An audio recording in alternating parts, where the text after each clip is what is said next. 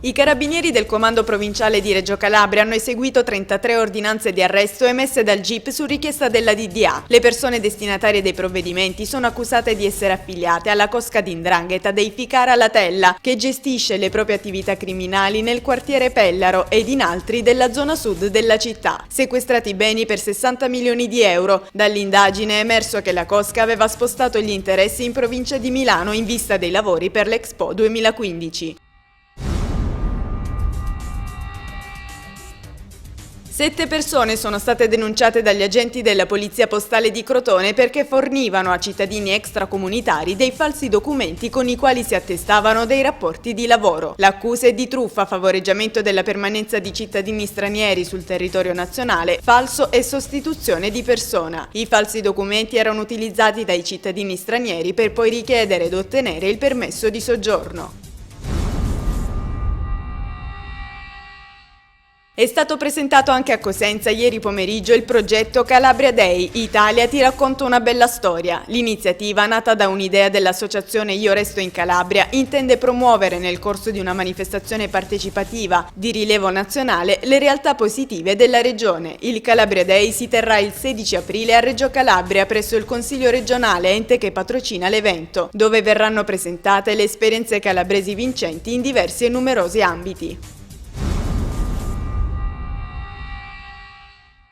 Si è conclusa a Catanzaro la campagna contro la pubblicità sessista promossa dall'assessorato alle pari opportunità del comune. A introdurre l'incontro dal titolo "Non offendiamo la dignità", l'assessore Tommasina Lucchetti. Molti gli studenti che hanno potuto partecipare agli interventi, tra gli altri, del dottor Salvatore Inglese, responsabile del modulo di psichiatria transculturale di comunità del Centro di Salute Mentale di Catanzaro. L'impegno della provincia di Crotone a favore dei richiedenti e titolari di protezione internazionale potrà continuare con il sostegno dei fondi stanziati dal Ministero dell'Interno per il triennio 2011-2013. A darne notizia è l'assessore alle politiche sociali Maria Dele Bottaro. Le finalità del progetto, cui partecipano come cofinanziatori l'ente intermedio, la Regione Calabria, il Comune di Isola Caporizzuto e gli stessi enti gestori, sono state illustrate in conferenza stampa alla presenza di tutti gli enti coinvolti.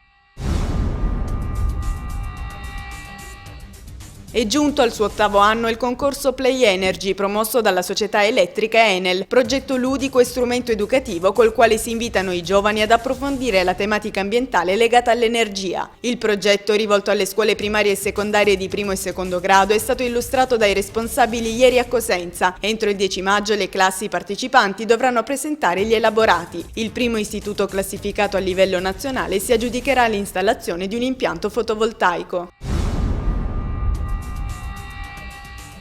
Presentato a Catanzaro il nuovo libro di Lorenzo Viscido, che raccoglie 20 anni di studi sul Cassiodoro di Vivarium. Dopo i tanti lavori prodotti sui diversi aspetti e momenti della storia personale e letteraria di Cassiodoro, Viscido ha puntato ad un'impresa ancora più importante, una complessiva monografia sull'uomo di Stato, il diplomatico, lo storico, lo scrittore e il monaco. Dopo gli interventi di Antonio Cantisani, arcivescovo emerito di Catanzaro Squillace, e dell'autore, a concludere l'arcivescovo Antonio Ciliberti.